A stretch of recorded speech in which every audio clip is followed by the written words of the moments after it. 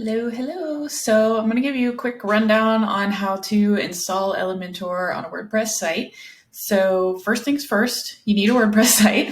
If you don't have that set up already, I'll be doing a tutorial on that soon on the best ways, fastest ways to set up a WordPress site shortly. So stay tuned for that. But in the meantime, if you do have a WordPress site set up already, we're going to go ahead and log in.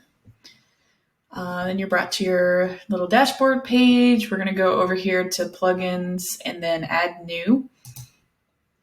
So this is the WordPress library of plugins. All of these are free, including Elementor. So we're just going to search for that and then click install now.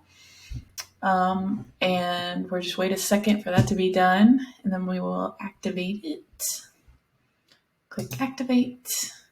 And you can see it in your plugin library now. So it's literally that simple. That's all you have to do. And now you have access to all of Elementor's features, tons of settings and stuff in here to add your own fonts, icons, integrations with other tools and fun stuff there. And then templates as well. So you can build your own templates, or you can purchase templates from me and upload those here. Elementor also has their own templates that you can use, but that is with the Elementor Pro version. That it's a paid version of the plugin. If you want to check that out, I'll put a link below to it, but otherwise you're good to go with the free version and have fun experimenting.